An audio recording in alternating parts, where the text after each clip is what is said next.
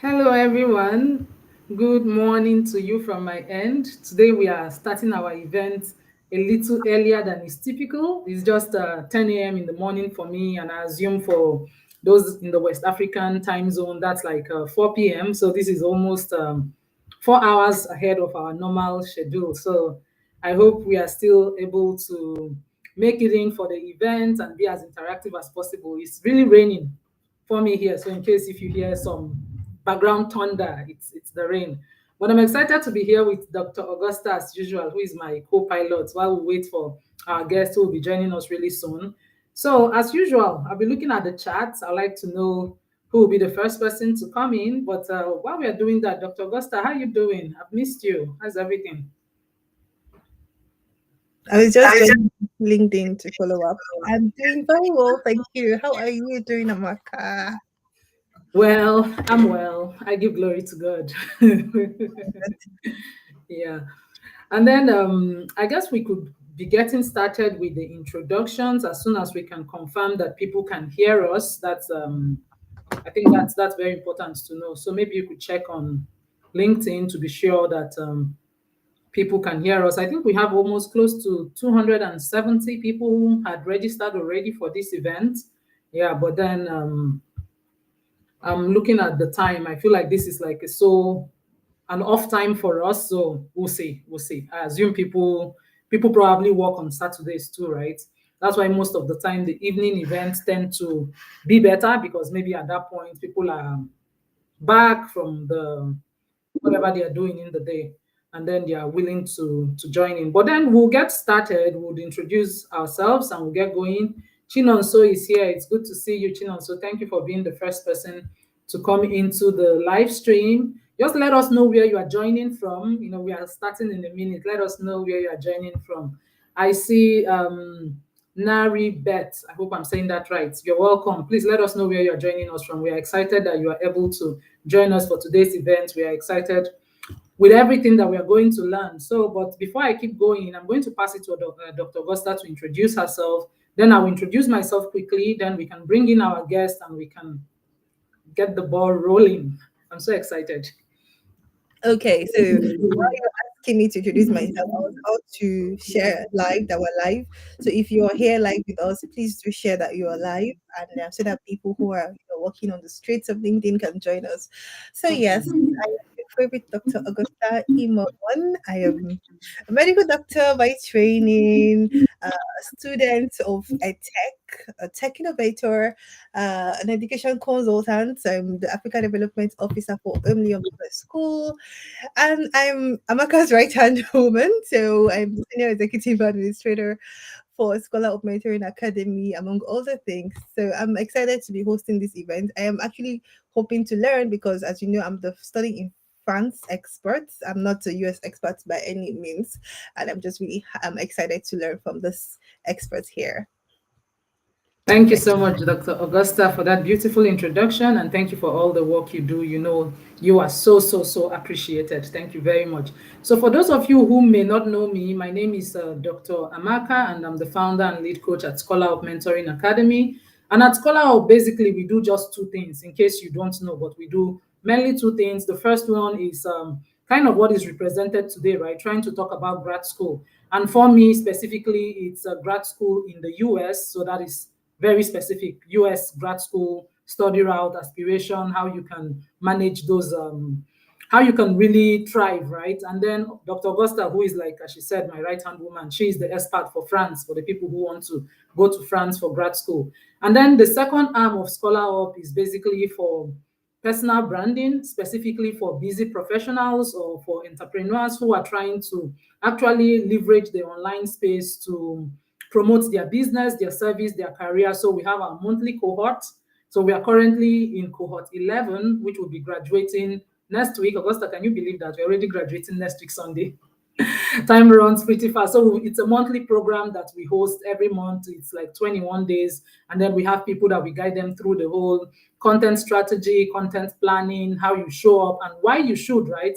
It's very important to figure out why you want to do it. If you're not clear on why you want to do it, then you probably shouldn't do it. So that said, I'm going to share a 1 minute video about Scholar Up just to tie together everything I've said. and then we can bring in Success our begins with esteemed the right guest. guidance and opportunities. And at Scholar Up Mentoring Academy, we are here to help you unlock your full potential.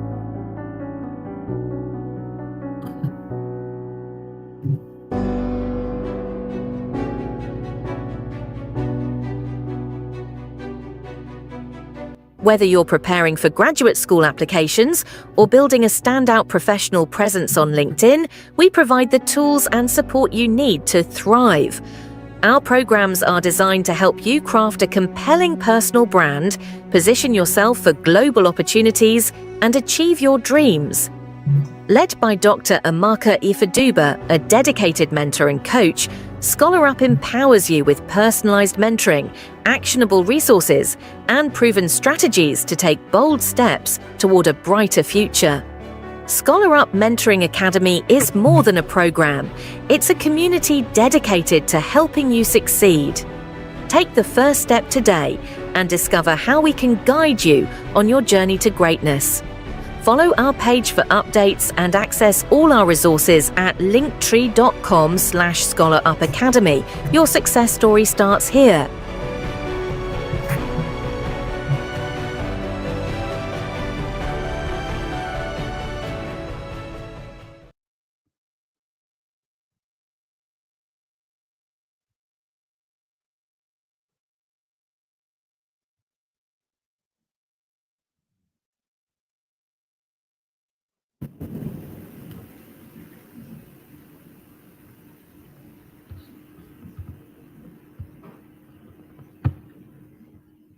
Okay, thank you very much. I'm still looking at the chat to see where you're joining us from. I think I have a bit of a network problem. I think maybe it's because of the rain. Who knows? But that being said, hopefully I would not have any challenges. That is what I am hoping. So I'm trying to look at the charts to see where people are joining us from. Chinonso says she's joining from Nigeria, and Chinonso says she's joining from Nigeria. Thank you for joining us. Naribet says she's joining from Abuja, Nigeria. You are glad to join the session. Yes, we are really glad to have you here. Thank you so much for being here. Joy says it's good to be here. Tell us where you're joining us from, Joy. We are excited to have you here. Thank you for joining. And then we have someone from Pakistan. Wow, I'm always excited when I see somebody from such a far distance. Thank you so much for being here, Tawa. Maybe that's how you say it. I don't know. So a pleasant evening to everyone. Yes, good evening to you. Although it's morning for me, it's 10 o'clock in the morning. So, but I'm excited to have you here. So we are going to just get started momentarily because we are always very conscious of our time. Dr. Eliham says she's joining from Ghana. Yes, our guest speaker is from Ghana, right? That's something you have in common with our guest speaker. So we are happy to have you here. Joy is joining from Nigeria. Okay. I guess our guest speaker is not someone that needs a lot of introduction, right? If you've been on LinkedIn, even if you've been on LinkedIn for 5 minutes, you probably know who he is, right? So, but I'm really honored and excited to have Dr. Banda Khalifa, who is a physician, a scientist, a global health expert. He's a lot of things. Like he's really, really a lot of things, and I'm just excited to have him here with us. I'm just going to bring him to the stage so that we can just get started with our conversation. Good morning to you, Dr. Banda. Thank you very much for joining us. We are really excited to have you here. We are honored to have you join our conversation. Like when I was going to send an invitation to you, I was like, is he going to say yes? I've never seen him doing LinkedIn Live. But in my mind, I was like, okay, what's the worst thing that can happen? I'll go and ask. The worst thing that happens is that he says no, right? But I'm really honored and I'm glad that you're taking the time. I know how busy you are and so many things that you have going. Just coming to share from your wealth of expertise, just free of charge. It's in fact it's a big honor and I do not take it for granted. And I think I've said this to you before when I did show up on LinkedIn randomly last year. You were one of the people that inspired me, actually. So when I started talking about grad school, I was getting a lot of inspiration from your own post and your own experiences. So having you here is like a full circle moment for me. And I'm really excited to pick your brain to just learn a little bit more too. And then I guess the people who are joining us too have a lot to learn from you. That being said, we'll just jump right in. I'll give you an opportunity to maybe introduce yourself formally, and then we can get started with the questions that we have. Thank you very much. Sure. Thanks, Amaka. Can you hear me? Yes. Awesome. Awesome. Yeah. So I mean, when it comes to issues of personal development and career, advancement, I'm pretty much very passionate about it because of my own background. Because I feel if it wasn't for education or empowerment, I wouldn't dream of having the future I'm having now. And uh, part of that story also aligns well with the issue of why mentoring is very important. Because even though I've gotten to this stage that I'm very excited about, I also know I could have done much more if I had the right mentoring or the right coaching earlier on in my career. Um, I mean, I'm originally from Ghana, as you said. I grew up all my life, most of my life in Ghana, um, in a small, I would say, town or village where I started my basic school, and then moved to another village-like school for my senior high. And then from there, I was able to break through. I usually call it breakthrough because most people uh, don't. So I was able to break through, got to the University of Ghana, where I did biological science. So biological science is for those at that time, those who want to do medicine. You come and justify yourself why you think you'll be a good candidate for medical school. So we gave opportunities for some of us from less endowed high schools who couldn't get all A's in our program to come and say we think we are also good enough to battle. So we go in Accra. That was my first time going to Accra. So we get to school. We have all these students from all the elite high schools come together under one roof, and then you battle it out for who deserve to go to medical school. So we did that for a year, and then fortunately I got interview to medical school. I went for the interview and I qualified for medical school. So post medical school, I did a bit of work. Then I realized it wasn't interesting enough, and conversations came in between me and my wife, and then I decided to join the military. So I joined the Ghana Air Force for an intense training. Came up on top, and then within my first month or so, I was deployed to Ivory Coast as a UN peacekeeper, leading the Ghana aviations team.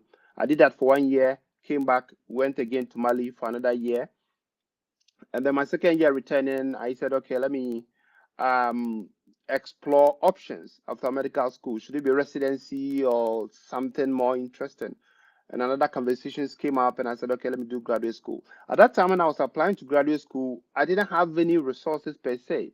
There was only one person that I reached out to who had gone through the process, and then showed me a couple of things, and then I applied.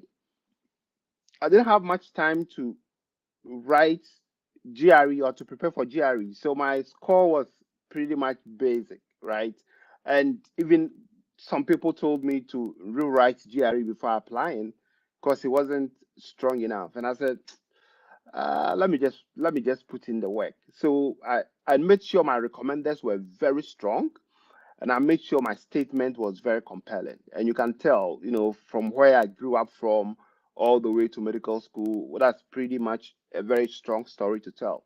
So I told that story well. My recommenders were very airtight. Um, and then the other pens also came in, and then I applied to like the top 5 schools and the middle 3 schools of public health. And surprisingly, I mean, I got into all. The first school I got into was Tulane University, and that excitement was even more than when I got into Harvard, because when I applied to the schools, I didn't know I would get in. So when I got to Lani, it became like one of the most, happiest moments, right?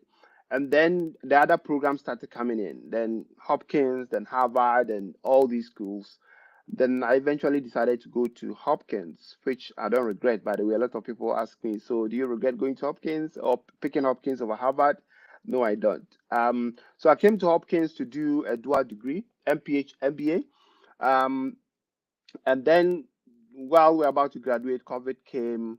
I did thought to work for the Baltimore City Health Department as their COVID-19 manager for a year. And then I got an appointment to go back to Ghana to serve with the Tony Blair Institute for Global Change as their vaccine delivery advisor. So I was working with the government of Ghana and other teams from the Africa vaccine program. And then from there, I decided that, okay, I think a PhD would be good because I really enjoyed my master's in epidemiology. So let me put in my PhD application. The first cycle wasn't successful because, a lot of things went wrong, and I've shared that a lot on LinkedIn. And then, so I went to re-strategize, came back, applied, and I got a couple of interviews and a couple of offers. So I decided to stay with Hopkins because I've built a network there already.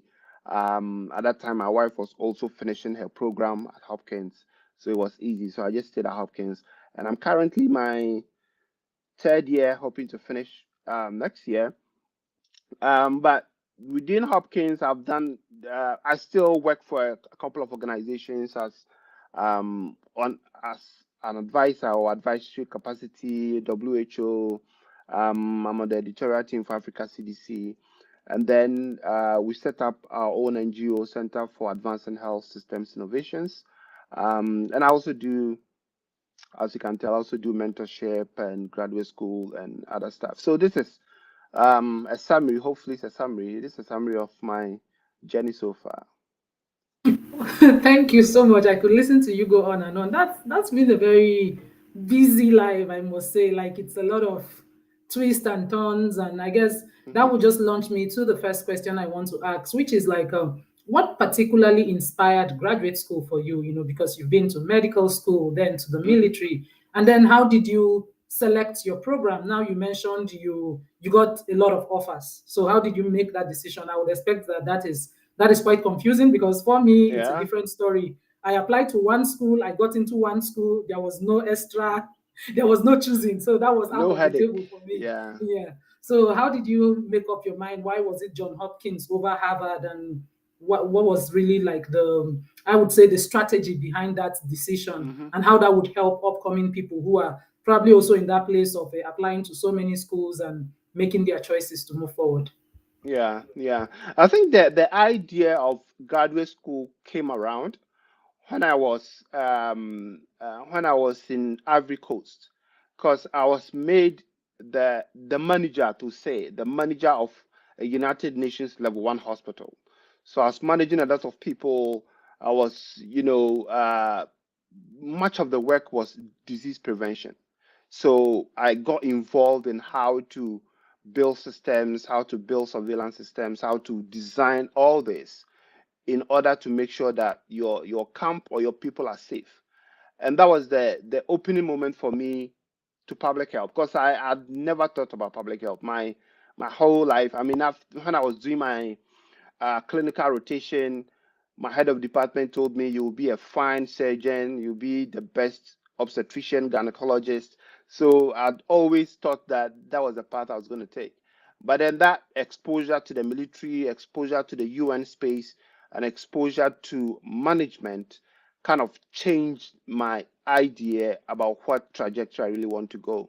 And I cast my eye in the public health field, in the health sector field in Ghana, where most of our leadership don't quite have the required training or the needed training to lead. Most of the time, they are put in leadership positions barely because they have the MD title. So I said, how can I build myself in such a way that I would I would be a good leader and also be able to apply public health principles. So it became clear that graduate school or a master of public health was one of the best ways to do that. So I applied to a couple of schools for MPH and MBA. But some schools don't offer MPH, MBA. So for those schools, I applied for only the Masters of Public Health. with a thinking that even within Masters of Public Health, there are certain specialties or concentrations that mirrors healthcare administration or healthcare management. So I applied for MPH and MBA at Hopkins, which I think by this time is one of the most popular programs, MPH and MBA, and I applied to Harvard MPH. So Harvard was only an MPH program, Hopkins was MPH and MBA. So when the offers came initially, I mean, when I went to see my boss, I took the admission letter of Tulani to my boss that this is where I want to go, right? Because this is what came first until the others came in. So when the others came in, it became a battle between Hopkins and Harvard. And at that time, Harvard had given me 50% scholarship, and Hopkins has also given me I think also 50% scholarship, right? So it was, where do I go? We had several discussions. We took into consideration, the prestige. I mean, as for the prestige, Harvard always comes on top. But we also said, okay, Hopkins is a dual degree, so there's an added benefit of having an MBA. Still number one in public health, so that is a good bargain.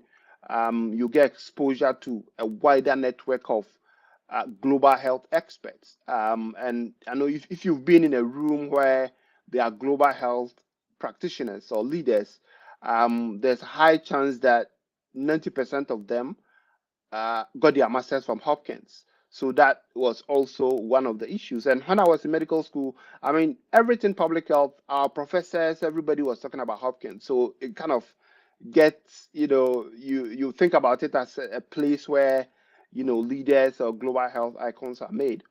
But what really changed everything was when I reached out to Hopkins and I said, okay, here's the deal. I have an offer from Harvard. They are giving me 50% scholarship. Hopkins is also giving 50% scholarship. And at this rate, I think there is no added benefit coming to Hopkins. I might as well go to Harvard because the offer is the same. Then, I mean, I thought it would backfire, but the following week, I was sent an email with a full offer of being a Summa Scholar. And the Summa Scholar, it's, I mean, one of the prestigious scholarships at Hopkins. There's so much that goes on, leadership training, everything is covered for, health insurance, your stipend, your school fees, everything is covered for. And you have the opportunity to meet a lot of the leaders in public health, a lot of the leaders in global health. And so it's a unique package. So when that came, I decided that, okay, I wasn't going to pursue the idea of Harvard anymore. And for international students, most of the time, one of the deal breakers comes down to getting a scholarship, because it doesn't matter which school you get admission to. I've seen a lot of people get admission to Harvard, Hopkins, and they end up with another school because that school offered them something that would reduce their financial stress. And that is one thing. It's not everybody who can come up with $80,000 in 11 months for an MPH program, or $120,000 for an MBA. So applying to graduate school also means that you're applying for a scholarship, because without a scholarship, you can't go. I know a lot of people who couldn't attend graduate school because they got the offer, but they didn't get any scholarship. So that was one of the ways we used to decide Hopkins or Harvard. Eventually, it came down to being a Summa Scholar, which waived all the financial stress that I would have gone through if I decided to go to Harvard. Oh yeah, I think I agree with your decision. It makes a lot of sense. Somehow, the story comes together in my mind. And you are absolutely right that I've also come across so many people that got the offers, but if there's no money to pay, Yeah, it's it's very few Africans that can afford to pay for graduate school out of pocket. Like really, yeah, really, you have to really you have to know where you were born or who your father is for you to be able to. Because once you begin to look at the exchange rate, it becomes Oh like yeah. a crazy Yeah. amount of money. Yes, so that's very insightful. Thank you very much. Let me see what our friends in the chat are saying. So if you're here, you have a question, please feel free to put it in the chat. Of course, this is a three-way conversation. It's not just a conversation between Dr. Augusta, Dr. Banda, and myself. Otherwise, we'll be in a Zoom call, right? If we wanted to just talk with our amongst each other, then we could just have a Zoom call. So if you have a question, put it in the chat. Let me know where you are joining from. I think I saw someone ask a question. She said, so the GRE and English test like TOEFL, are they mandatory? I'll let Dr. Banda answer that, but they are not. It depends on the program and it depends on the school. And then I think I saw an interesting comment. That comment made me laugh. Let me put it on the screen. Abdul Rahman, he said, I don't know who puts me in this show. I'm grateful to be here. Well, whoever put you here did a good job for you, and we're so happy to have you. I just read that and it made me laugh. Okay, so before we continue our conversation, Dr. Banda, if we could take this question and then we can keep going. So please feel free to put your questions in the chat. We are really here to make sure that we are meeting you at your pain points, right? Some of you are probably in the application process, or maybe you've applied already and you're waiting. You could have those specific questions related to grad school. We are going to be happy to attempt to answer the questions. Thank you. And then help us share, please. If you've not shared the event, help us repost so that those who are, people like Abdurrahman who don't know who put them there, you can also grab more of them, right? So that they can come and listen in. Yes, please help us repost. Thank you very much. So Dr. Banda, over to you. Yeah, so I mean, at the time that I was applying, GRE was mandatory. But I think for the past couple of years, the programs have realized that the GRE has become another barrier for students from, developing countries, bringing up money to write this exam. And most of the time, it doesn't reflect on the performance of students when they come to graduate school. So most programs have waived the GRE requirement. Most public health programs, I can from master's level to PhD level, they've waived that. However, if you're doing an MPH and MBA, the MBA component still requires GRE. So MBA programs may still require GRE for you. But they have ways around it. Some programs can waive your GRE requirement. For example, if you have another master's and you're coming for an MBA, they can waive your GRE requirement. If you've done another program, there are specific programs that they can waive off your GRE.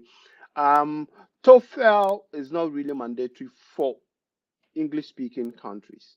So I don't know whether you speak English in Nigeria, but in Ghana we speak English.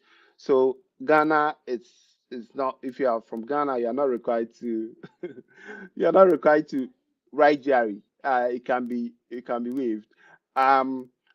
But even if the program is not sure, because most of the programs sometimes they are not aware. I don't know why, but you have to email them formally and tell them that, I grew up in a society where English was our first language.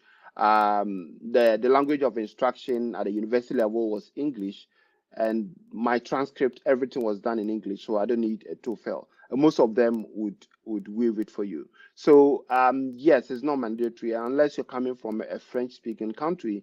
You're applying to a US institution, then probably you may need to write a TOEFL.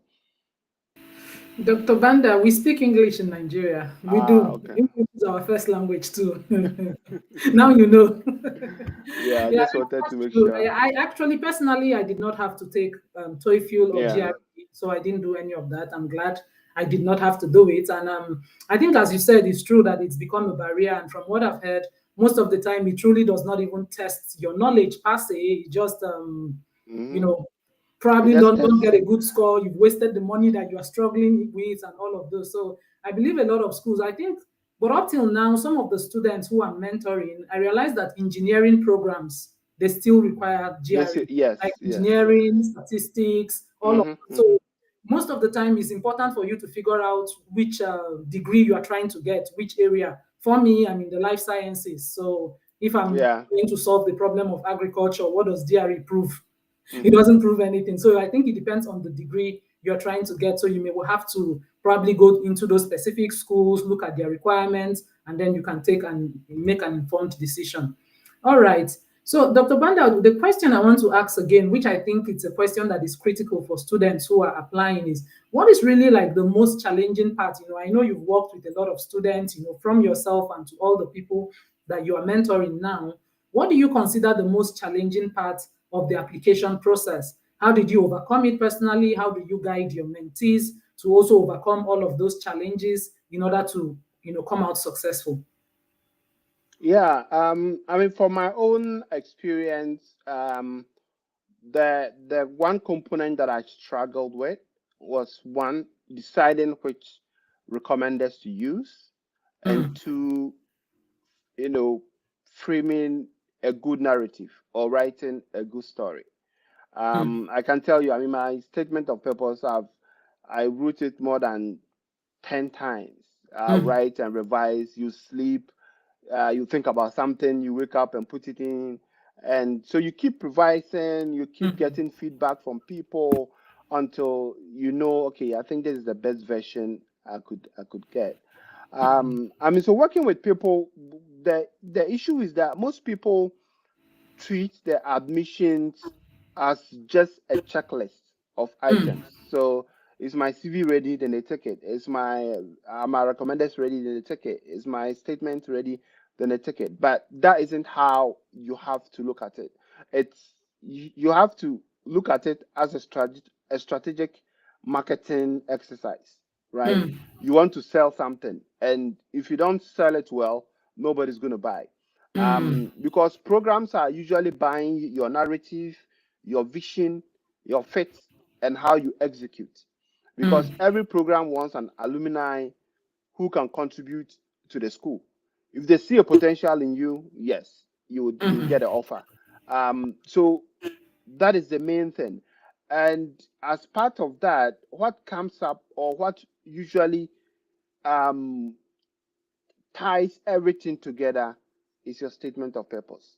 I'll say mm. your statement of purpose is the most important aspect of your application, no doubt about it. I've had a couple of people with, I mean, almost 4.0 GPA with being a valedictorian in their medical schools, apply and they get rejected, and they reach out. I read their statement of purpose and I tell them this is the reason why you didn't get in. It was just your statement of purpose because you had everything else. So that is the main factor. The main factor is writing a good story or being able to tie together all the pieces from your resume, from your experience growing up, your environment you grew up in, everything. That piece of putting together everything becomes the most important part of your application. Yeah. So the statement of purpose is by far the most difficult aspect of what applicants struggle with. Another problem may probably be, coming up with ideal recommenders who can Mm, actually write you a good letter, because that also is important. You would want somebody who would really vouch for you, who would really write what needs to be written mm, to get into the programs. So I would say these two things are the most important.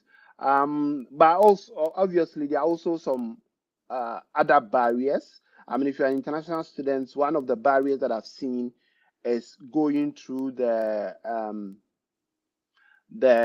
transcript evaluation, because most of the time that is the point that prevents people from actually applying. You see that they start the process late, or when they are filling the forms they make a mistake in their date of birth or in their name or something, and then it becomes a back and forth with the school. So that I think those are the main problems.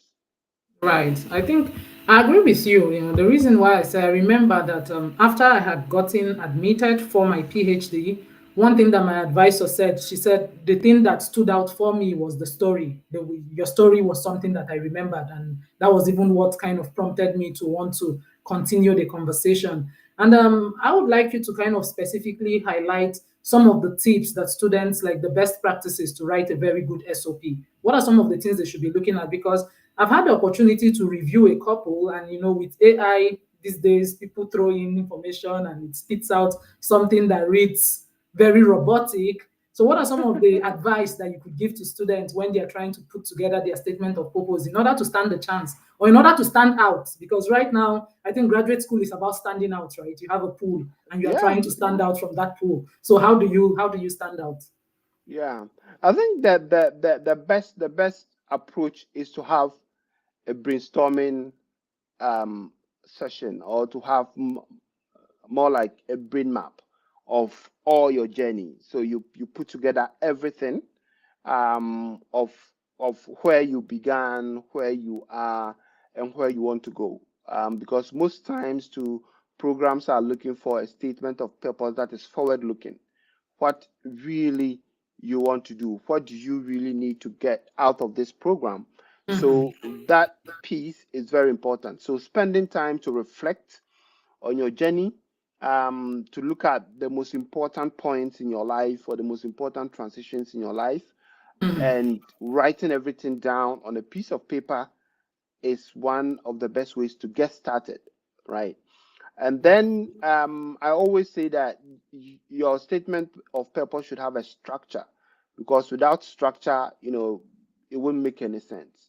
So you write a structure, and the first, I mean, if I read your statement, the first, say, 5 lines, or the first paragraph will tell me that, okay, this student is a potential candidate, or this student, doesn't really know what he's talking about, or he's just putting together a generic statement, right? So the first thing to master is the hook, is the opening statement. And the opening statement, as I say, is one of the most important points of of the whole story. Okay, so you want to make sure that you are starting with something that is engaging. Okay, that when the person reads, the person will be forced to go and read the rest of the statement. Right. So the best openers that I've seen are usually more like a vivid anecdote, tied to their field of interest. So, what point in time sparked a moment in your career that made you apply for that program? Or it could be a high stakes moment that shaped your direction, or it could be a bold claim that the readers would want proof in the subsequent sections. So, you need to spend a lot of time Yeah. perfecting that. I mean, students have seen a lot of statements that start with "ever since I was a child," or "I have been, always passionate about this." Those things are generic. It doesn't tell anything. So you really have to dig deep and come up with something that really reflects, Right. um, how you want your statement to be seen. So that is one. So the opener is the most important, and then the other phase is context and background. So put your background into context and explain your academic or professional evolution. Um, and this is the point where a lot of people make mistakes, because they treat it as merely listing their degrees and listing their roles. So they will say, "Oh, I started my uh, primary school here. Then after that, I went to senior high school. Then after senior high school, I went to the university." Those kind of chronological narrations don't help. You want to put everything into context. At every point in time, you need to list 2 to 3 key experiences that prove your readiness for graduate school. Um, and this is the point where you would have to fit in specific challenges you've tackled and how that shaped your thinking. So throughout your journey, what were the challenges that you faced? What were your most resilient moments? What were the lessons you've learned, and how that have shaped your way of thinking? Um, if possible, you have to use metrics. You have to use specific rules and outcomes that you've been able to do. And then the other component or the other section will be the turning point or the problem solving arc, where you show. So I keep saying that you don't tell most of your stories, you show it in your narration. So you have to show how you think through world, you know, practical problems in your field and what you've done in your field. So, example, for me, when I was narrating my story, I use Ivory Coast as an example of how I took the charge in implementing um, policies or structures to make sure that disease prevention is at the lowest, or complications don't arise. So you have to provide some level of evidence to show that you know how to think through problems. Right. And then the other important point that oftentimes differentiate between, Hopkins or Harvard is why this program and only this program. So this is where you have to really dig deep. If you provide a generic response, they would know. So you have to really know the program you're applying into. You have to look at their course structure, their faculty, the centers they have. Um, you have to, even you can talk about alumni or the components of the current students. So if you know all these, then you'll be able to put together a very important or a very specific rationale for the program, for each program. So this, even if the rest of your statement is the same, this particular point is where you have to make sure that there's clear difference between, say, Texas A&M and say Hopkins or University of Maryland, because you've done your research. Merely saying that, oh, your school is great, your school is the best program, your school is this. No, that is too generic. You have to Right. be very specific. And then the other component is your vision. So your vision and impact. uh, as I said earlier, your statement of purpose should be forward looking. So, what do you intend to do with the program? What do you intend to do with this level of experience? So, your intended path after graduation, how your work will solve world problems, or reaffirmation of your commitment to readiness. And I know that it's funny, but it's true. Most international students, this is the part that they will say, oh, after my graduate school, I'll go back to my home country and do this and do that and do that, which you would never end up going.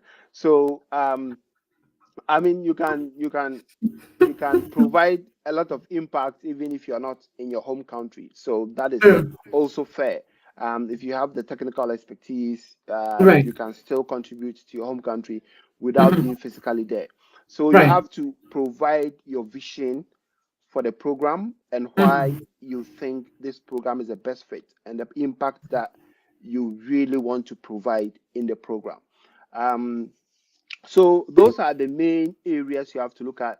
And of course, I mean, you have to be confident, but also be a little bit humble. You don't want to brag too much, but you also don't want to undersell yourself. So Right. you have to tell the whole story, and let them know that, okay, I think this is a good candidate. So I would say this is like the a broader framework of how you really want to go about your statement. Yeah, thank you very much. That was really very detailed. Yeah, I think recently I was talking to someone who is in like admissions committee, and one thing that she said to me that stuck with me is that when they review applications, what they are trying to get you to prove is your ability to succeed going forward. Yeah. That's what they're looking at, and that is the reason why you see sometimes you see students with better qualifications rejected, and students who are not as strong but are able to show that they have the capacity to succeed moving forward because of how they're able to bring their story together, because of how they can talk about those challenges and how they overcame it, and those learning opportunities. I think that's probably where it matters to take the time to reflect, and if possible get people who are experienced to look at it for you sometimes, right? Because we all have our blind spots, right? You can write a statement and in your mind, I remember when I was preparing for grad school, I finished writing and I'm feeling like this is wonderful, and I send it to my mentor and he says it's trash, and it's like, Yeah. really? Yeah, so that's the thing. So Yeah. sometimes we really don't know until people who know what they are looking out for, we look at it and tell you, okay, maybe these are the weaknesses, this is how you can tweak it, and this is how you can improve it. Thank you very much, Dr. Banda. I'm going to pass it to Augusta to just kind of give us. Augusta does a very good job of summarizing all the points so that we can have it, and then we can continue the second half. And then we should be done in the next. We finish at 11:30 my time, so it's maybe another 40 minutes. We should be done. So, Dr. Augusta, please, over to you. I think you're muted. Wait, let me unmute you from here. Okay, you're good now. All right. Thank you, Dr. Banda. It's been such explosive gems everywhere, and I've been taking notes. However, I'm going to tell everybody if you've missed any part of it, I can't even fully summarize everything he said. You need to come back and watch this again on YouTube. So I'm just gonna try my best. So as we started, he spoke about, why graduate school in the first place and why did he choose the graduate schools that he chose. And the important things for him was he decided that since he was in a leadership position, he wanted to build the skill set to become a good leader. So as you see, it was very clear. He could have gone to do obstetrics and gynecology or surgery, like his mentors wanted him to do, but he wanted to be a good leader and excel in the field of public health. So that's why he chose public school. And why Hopkins? Because of the dual degree, the MPH, MPA. It's number one in public health, like if you don't know. And then it had a broad network of professionals who had studied in the school. It was well known for having given birth to global health leaders, and Dr. Banda had great negotiation skills. That's something that that's really stood out for me. How he was able to play around and get a fully funded scholarship to attend the program. And then we went on to talk about the major challenges that you face when you're applying. And he spoke about to getting the ideal recommenders. Getting the referee is not easy because you just think, it's not just the right letter, that one that says, okay, this person is a good student and he has been very attentive in school and everything. No, you need to have the perfect recommender who can really speak to your qualifications and who also fits the program's ideal. I'm not going to go deep into that. And then he spoke about framing your SOP story. So everyone has a story, and your SOP is not just a checklist or something to just upload. It's the most important aspect of your application, believe it or not. It's not another transcript where you just write, everything you've achieved in your life, but you need to think strategically. So he says, don't treat your application as a checklist. He said, treat it as a strategic marketing exercise. Oh, so you have to become a marketer if you're applying to graduate school. And obviously, you need to start early and making to avoid making avoidable mistakes. And another, the third challenge he mentioned was the transcripts evaluation. That's the WES, and I think for public health is the SOFAS. And you need to remember that every program wants an alumni who can contribute to the school, right? So he shared a lot of SOP tips. I can't share all of them because we won't have time to go through it. But first of all, you need to know three things. Who are you, right? Where are you right now? And where do you want to go? This is in a nutshell summarizes everything he said. And then when you're starting, your first 5 lines of your SOP is like the hook, and it's something that will make your SOP reviewer want to read through the whole SOP. So you need to take a lot of time to work on that. Sometimes you'll be sleeping and dreaming, and then something pops up, and you go and review your SOP again. So this is all part of the process. It's not strange, it's not peculiar to you. And you need to think about your context and your background and show how you think through problems. So there are a lot of frameworks for this. I think I know about the STAR framework. There's a problem you faced, the task, and the actions you took, the results, lessons learned, and all of that. So you don't just list out everything you did. Oh, I was the best in medical school. So what? Who cares? What problems did you face and how did you achieve them? And then you need to end really by thinking about the program itself and the school. Why did you choose this program? You need to do your homework. You need to have a very specific rationale for the program. have a very clear future vision and the impact you want to make, and finally reaffirm your commitments. Be confident, be humbled, and don't undersell yourself. Okay.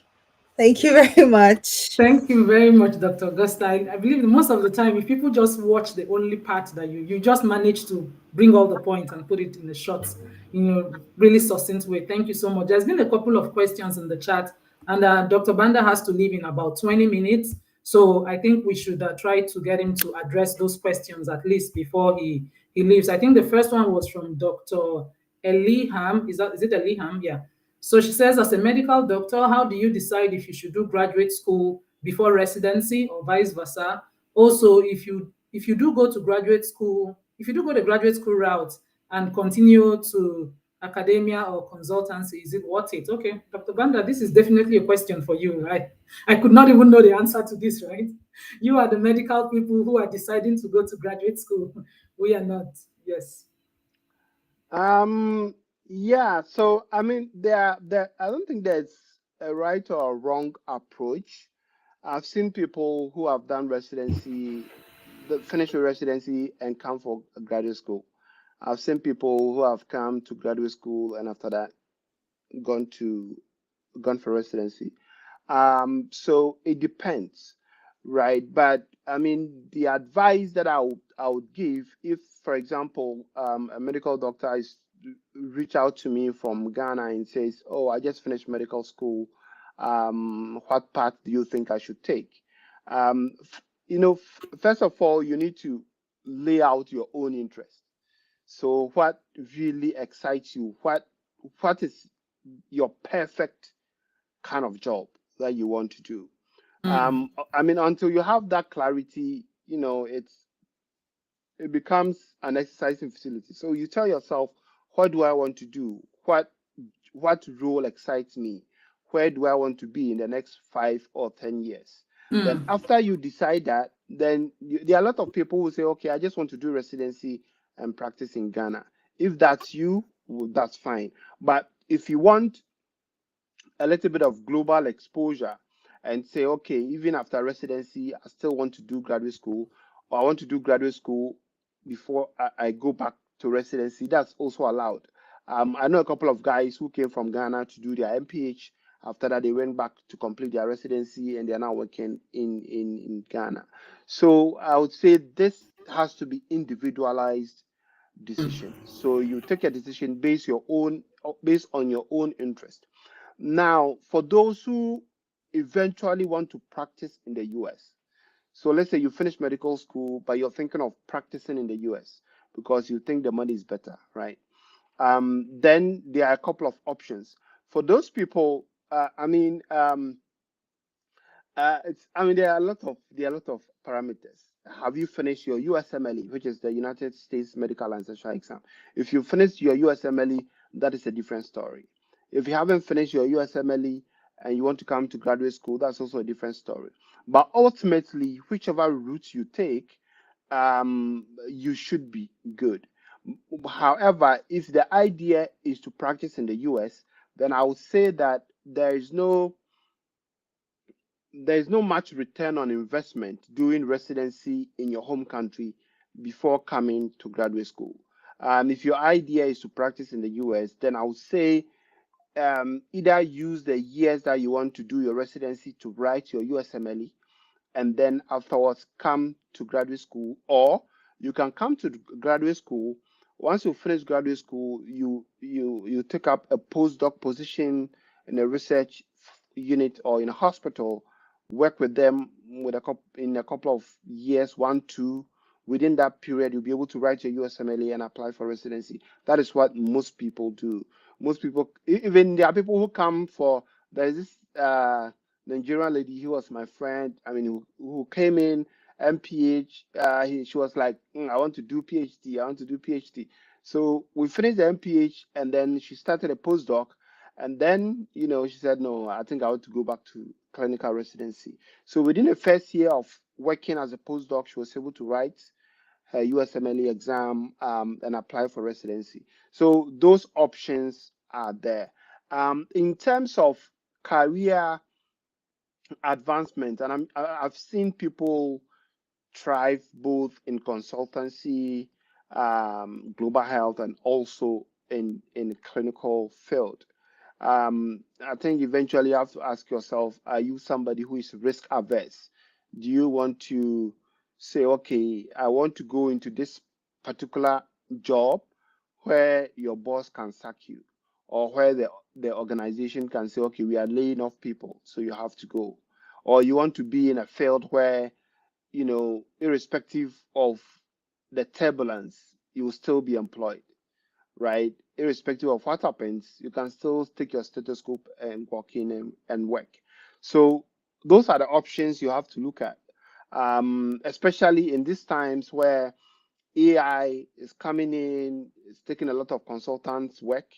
Um, there are a lot of uncertainties in global health because funding is being cut everywhere. Then, if you're a professional, I would say the safest approach is for you to say, okay, I think let me secure my clinical expertise first, and then I can add other things I'm more interested in, because you have to survive first before you can do the things you're interested in. So, you can finish your residency and say, okay, I think now I want to do a bit of global health. I want to do a bit of research. I want to do a bit of public health. That is also fine. So, I mean, it eventually comes down to, putting together all these parameters, all these pros and cons, and then making a decision as to where you really want to go. Thank you so much for that detailed answer. I think I personally even learned a lot from it. And I guess it boils down to say there is no one size fits all. You have to Yeah. put a lot of consideration. Thank you. Okay, let's keep moving forward. I think there are two more questions so that at least the people who are here are able to get answers to their specific pain point before we go. So Adamson says, thank you guys for organizing this. I'm currently pursuing my second master's at Cranefield University. I'm not sure where that is, but I'm very confused right now about undertaking a PhD.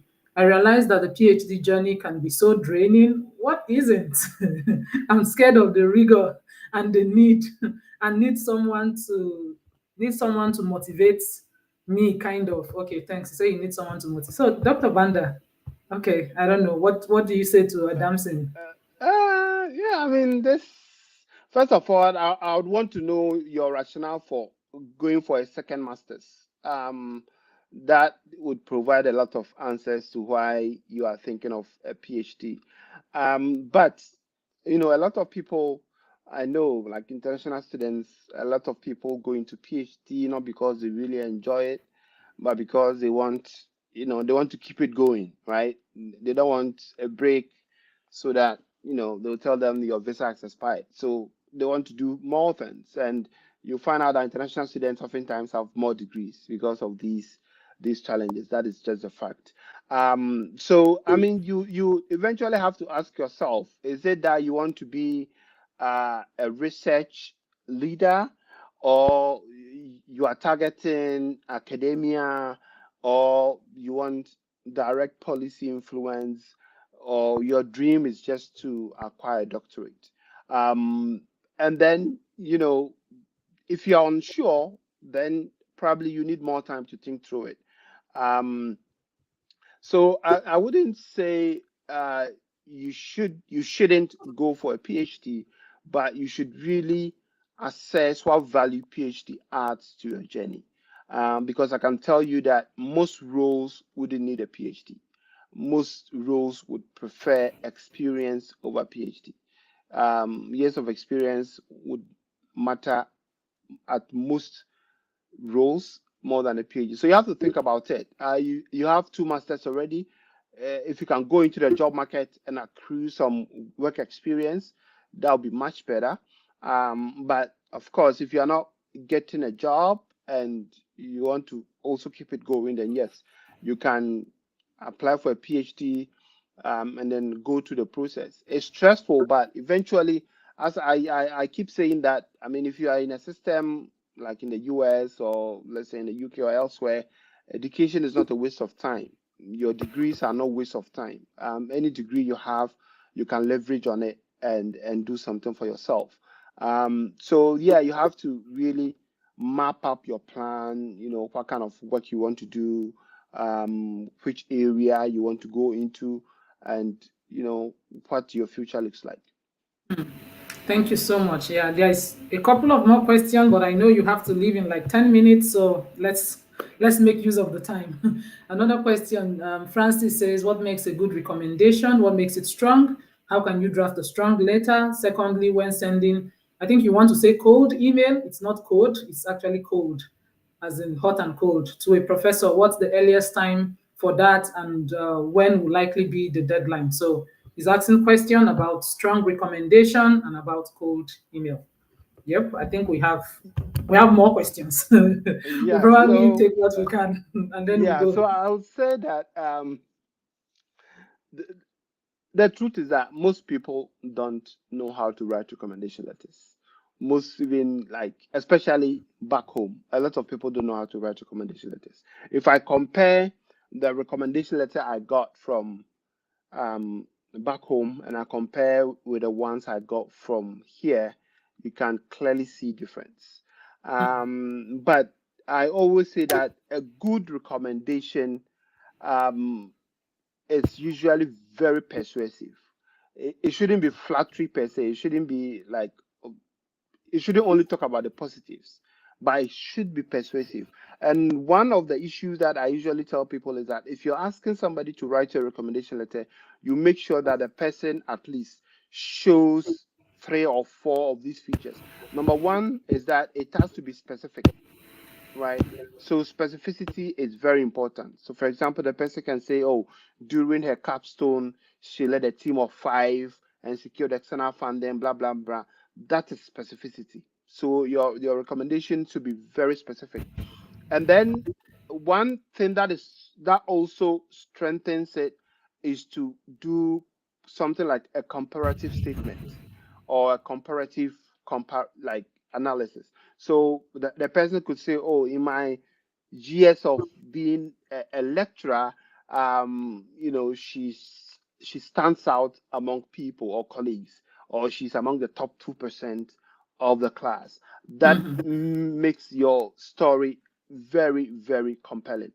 And then I would say another aspect is credibility of the recommender, right? So, I mean, I've been speaking with a lot of people. They don't want somebody who is related to you. They don't want your uncle or your brother to write a recommendation letter.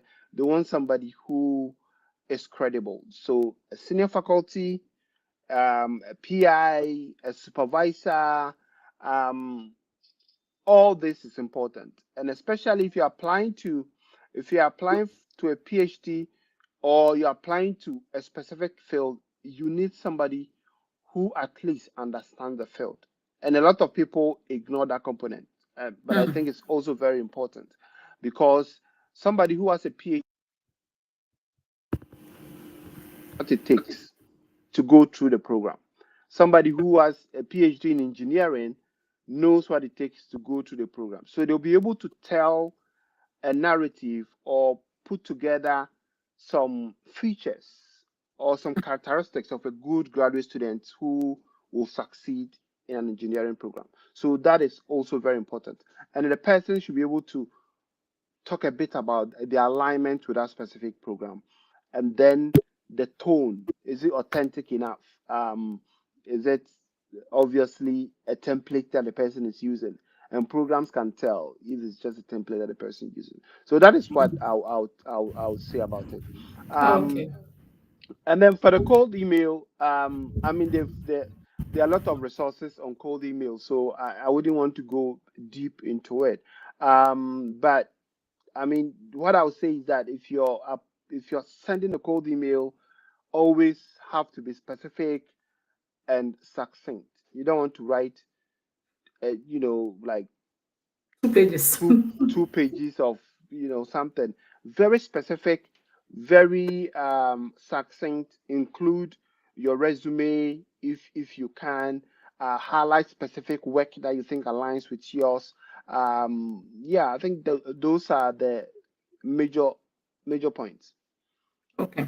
Thank you so much, Dr. Banda. I think I'll just let you take one more question so that would be like the end. There's a couple of more, but I'll attempt to answer after you've gone. I think this is so important. That's why I'm picking this one, because it has to do with the money, right? That's always a challenge. How can students find the money? Because a lot of students get the admission, but there's no money, then it's as good as anything. So what advice would you give, especially for African students who are exploring US options, on how to really land those fully funded scholarship to help them, move forward with it? Yeah, so as I said, it is very important to apply because most schools, your application is also your application for scholarship. There isn't a separate application. We don't say, Yeah, okay, for those who got admitted, this is how to apply for a scholarship. right. So everything you're presenting should be strong enough for you to get scholarship. And most people will rank applications. So so there's a bar for who really um, should get into the program, and there's a different bar for who gets a scholarship. Right. And Sure. you want to put in an application that at least meets the bar for scholarship, and you can do that by demonstrating a couple of things, right? So the first thing is to demonstrate that you are academically prepared. And by academic preparation, I mean um, your GPA, your GRE, um, all the quantitative points comes in. It's not the whole story, but it's essential, right? And then two is your story. So your statement of purpose. How are you able to put all your narratives together? A strong statement of purpose eventually gets a scholarship. And in your statement of purpose, you want to demonstrate a couple of things in your statement of purpose if you really want a scholarship. First one is resilience or your grit, right? What challenges have you gone through and how have you been able to come out of those challenges? Is very important part is leadership and volunteerism. Sure. If you don't demonstrate this in your statement of purpose, it's almost always sure that you get admission, but you won't get scholarship. You have to show the impact that you've done already. What shows that you'll be able to replicate similar impact in the future. So volunteerism and leadership skills are quite important. And then you have to show future potential or forward-looking application. Uh, you know, Programs want to know that yes, this student, if we give him the opportunity in the next 5, 10 years, he will be, a renowned alumni to our program. He will be an asset to the Right. program. So you want to be able to prove that. And then I would also say your recommendation also becomes very important.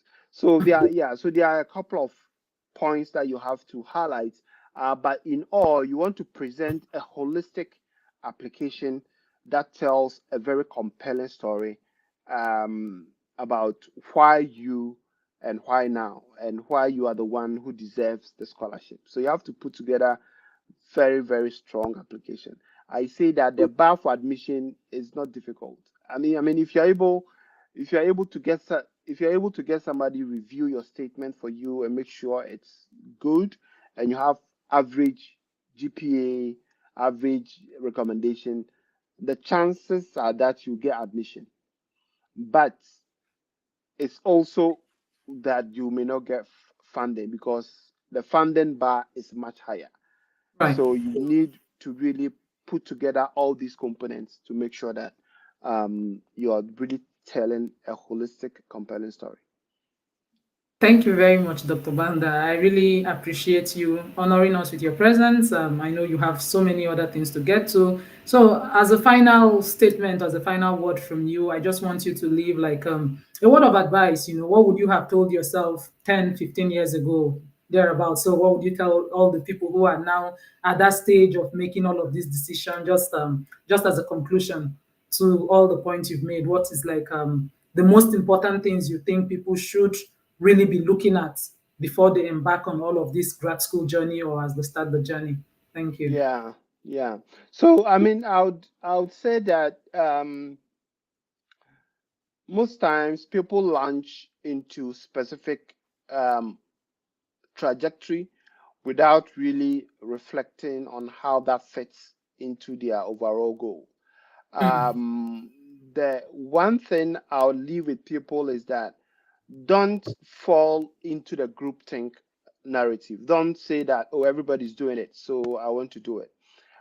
You want to be able to assess your own situation and know that I think from the way things are going, graduate school will be the best for me, or seeking opportunities elsewhere will be the best for me.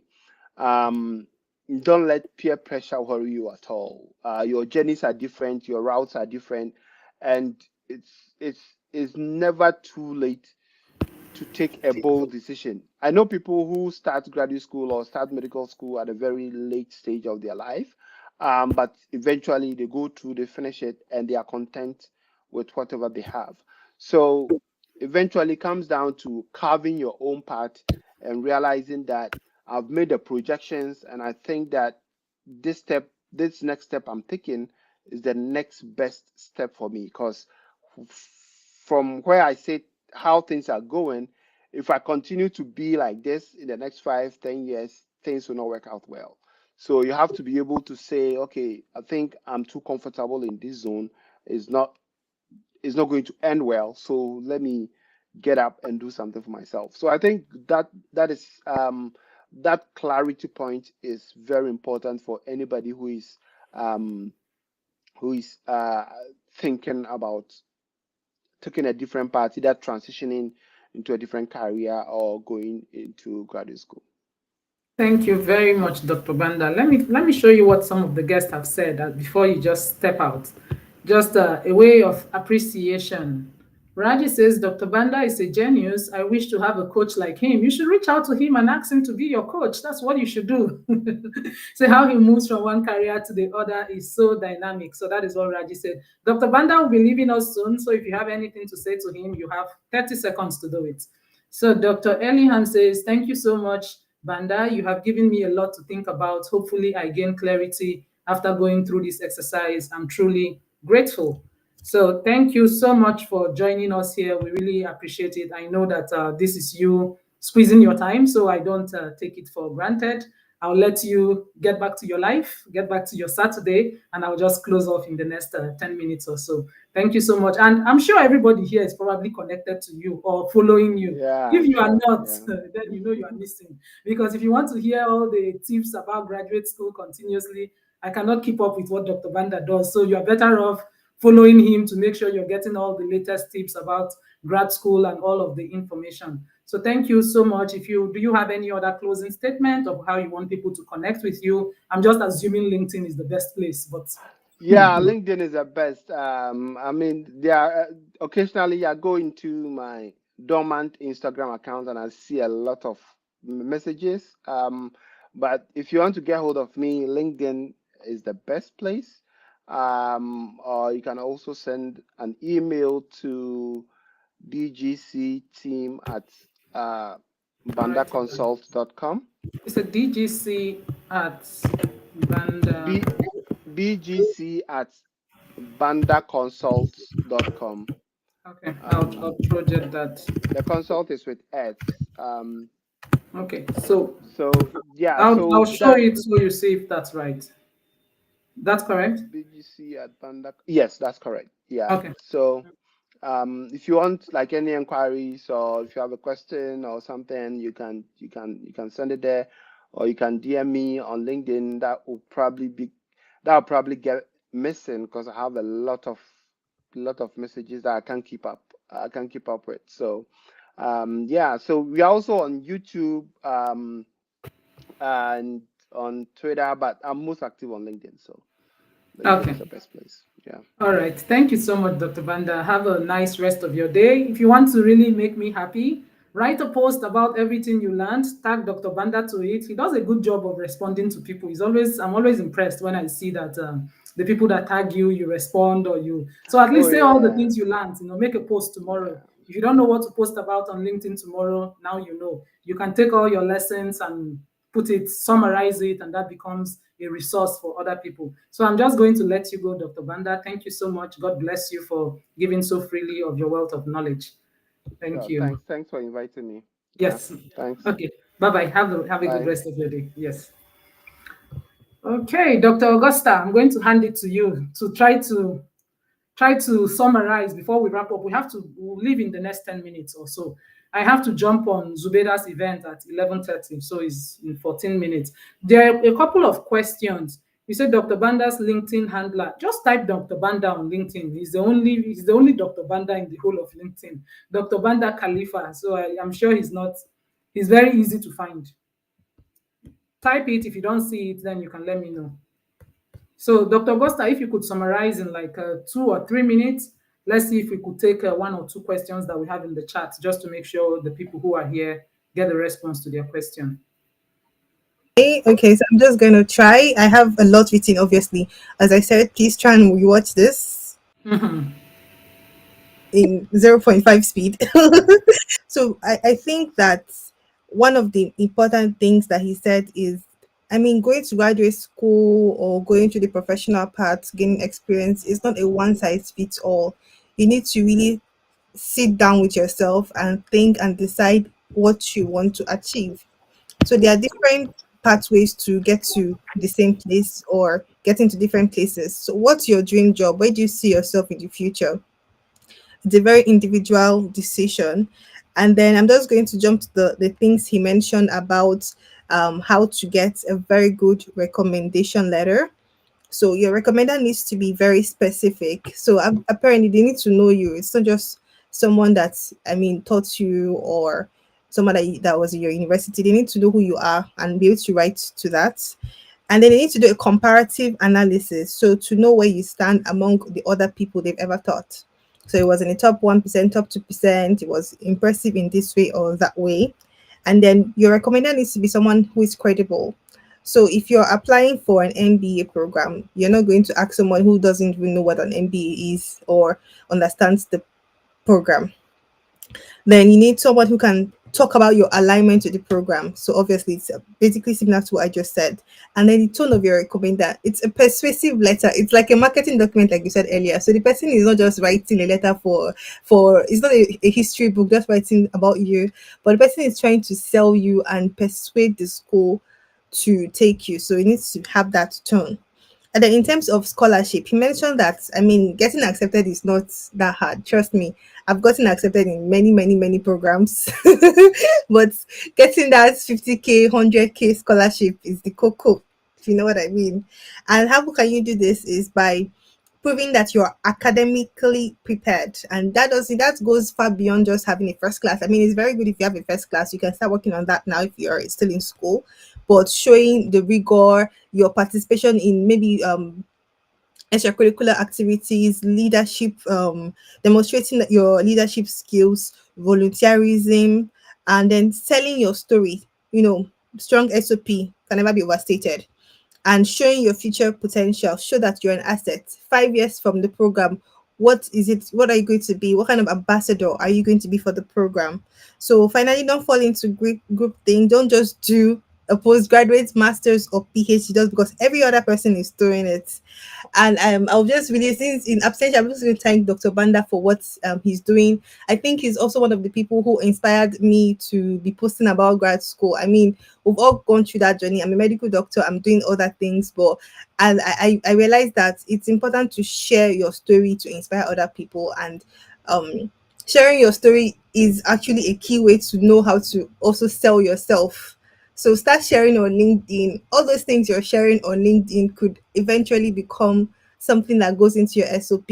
Volunteer, join like-minded communities, join Scholar of Mentoring Academy, and you get the support that you need. So I would just like to say everything Manda said is true, right? It applies even to France, but it's easier said than done. I mean, easier to say do this, do that, do this, do that, but you're going to get better by actually doing them. So even if you get rejected the first time, you know that okay, I did this and this is what I did not do and this is what I can improve. So this is just really a word of encouragement.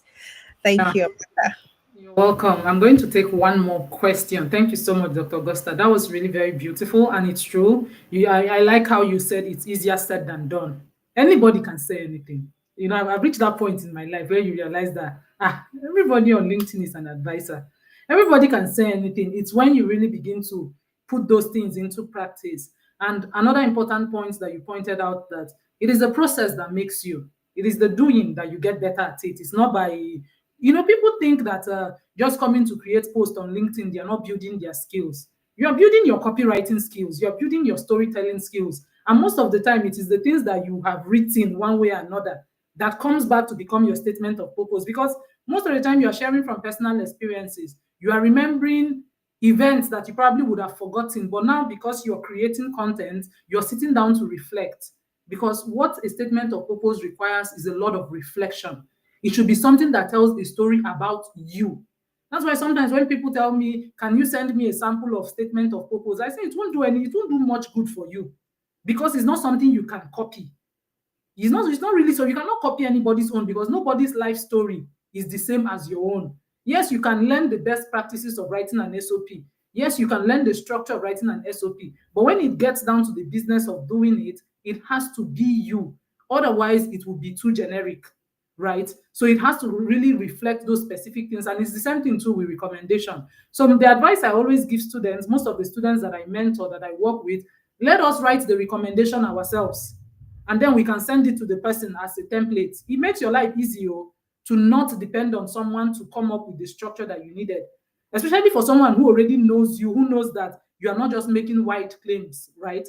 For example, now, if I'm writing on my statement of purpose to say, "Oh, I graduated with first class, I finished with distinction," I'm giving it to somebody who knows whether or not that is true, right? These are people who know you, who knows that whatever you're sharing with them, and you are sending that along with your CV or any other documents, they know that it is true. You're just making the job easy for them, such that they don't have to be the one to go through that process of crafting it. You too, you know for sure that what you are getting is going to be what it's supposed to be. So I think that's very important. And I'm going to speak briefly to this question before I wrap up today. I know it's for Dr. Banda, but I think I can also attempt to answer. David says more about transition from academia to industry after PhD. Yeah, this is such an important question. If you're doing a PhD and your goal is to go into the industry, the moment you start your PhD is the moment you should start making that plan. The moment you start, as you're getting into grad school. And how do I mean by making those plans? Begin to be intentional about attending network events, attend conferences, get to know people, and beyond knowing people, let them know you. Begin to have inside people and begin to share that dream, begin to promote it. Build your personal brand around the industries that you are interested in. It helps a lot that a lot of people already know you, they can vouch for you, they've seen you, you've been a part of them right from when you were in grad school. What affects a lot of students is that people just stay in grad school and not network at all. They don't do any form of networking, and suddenly you graduate and nobody knows who you are at that point. It becomes a last minute thing. So just knowing the right people, I'll tell you, it opens doors a lot. But knowing the right people does not just happen. You would have to make the effort to build those relationships even before you need them. So don't always wait until you reach a point where you want to ask for recommendation. Even jobs need recommendation. Even jobs, most of the time, just the fact that somebody says, "Look at this person's CV," is enough for you to get an interview, because an inside person is saying, "Oh, I know that person, look at their CV." It makes a lot of difference. So if you want to transition, start your transition early. Don't wait until the very last minute of when you need to do that pivot. You'll now remember that, oh, suddenly I'm applying. It's going to be much more difficult. So thank you very much, everyone, for showing up. I know, and engaging and asking questions. I'm trying to see. Naribet is saying something. Let's see what he says. We'll be out in like 2 minutes. So thank you so much for sharing valuable tips on navigating graduate school. Your guidance and insights are greatly appreciated. I'm grateful for your support, and I look forward to applying your advice to achieve success in my studies. So that makes me very happy. Thank you so much. Thank you for sharing that. Yes, and then thank God says thank you to Dr. Banda. I take the thank you on his behalf.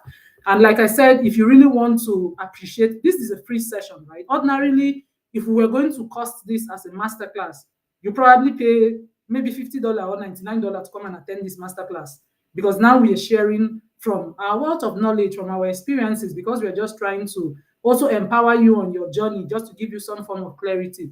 The least you can do to show appreciation, the least you can do to strengthen your network, is to take the lessons you've gotten, write a post about it, tag me, tag Dr. Augusta, tag Dr. Banda. It shows appreciation that the effort, the time was worth something, right? It was worth the time for us to leave our Saturday fun things that we could have been doing. I had to drag Augusta, even thought this event was tomorrow. So I had to call on her the last 5 minutes, like, lady, and she had to just scramble to be here, looking sharp, looking happy. So it's a lot of sacrifice that goes into trying to be the person that helps other people, but also you on the other end, there's a way you can endear yourself. I'm just teaching you networking tips now. This is just an extra networking tips.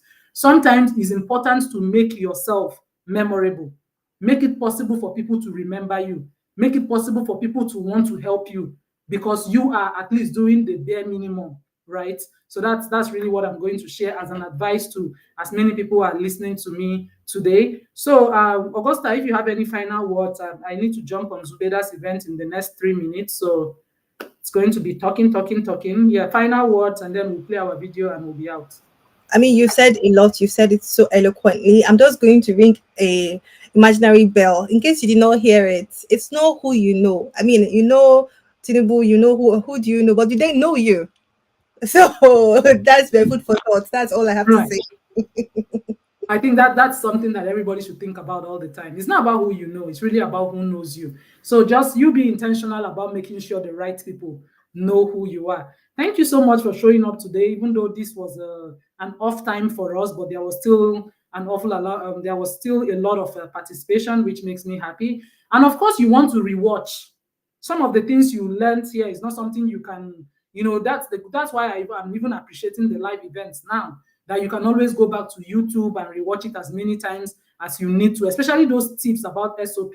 I think Dr. Banda was really so detailed in explaining those structure. I've not seen anybody explain it with as much insight and clarity as much as he explained it. So before you begin to craft him, you want to go and look at those tips again, write them down, and make sure that you are checking all the boxes to get it right. So thank you very much for your time. And then our cohort 12 is going to start soon. For those of you who cohort 12, cohort 11 is graduating next week. And this is an opportunity for you to learn personal development, right? Learn personal branding, learn to begin to tell those stories, which would eventually help you to stay on course. So if you want to join our LinkedIn Elevation program, feel free to reach out to Dr. Augusta, reach out to me. We'll definitely give you information on how you can proceed from there. Thank you so much for showing up. I look forward to seeing all your posts later today, tomorrow, whenever you want to do it. That's going to be nice. So I'm just going to share our video and then we will be out. Success begins with the right guidance and opportunities. And at Scholar Up Mentoring Academy, we are here to help you unlock your full potential.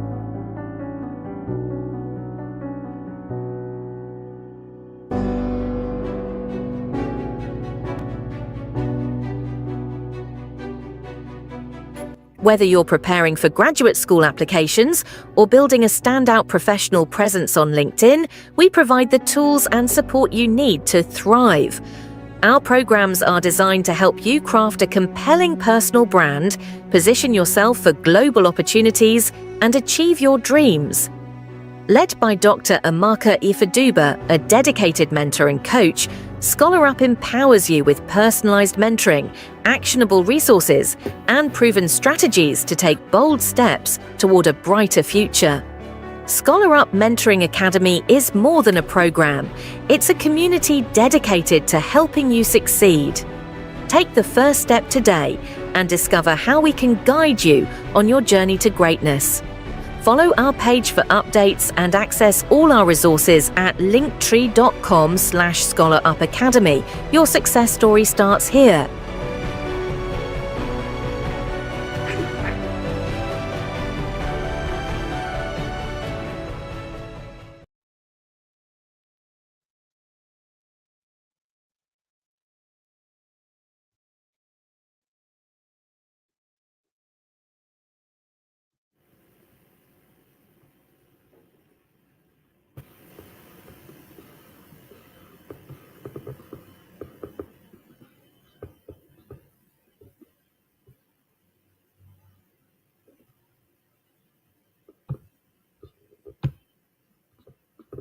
Okay, thank you so much. And everyone, I wish you all the best. Enjoy the rest of your Saturday. We have another event next week, Saturday. We have our graduation on Sunday. So you are invited. If you're not connected to Dr. Augusta, if you're not connected to me, then your LinkedIn experience is definitely shaky. I can say that for a fact.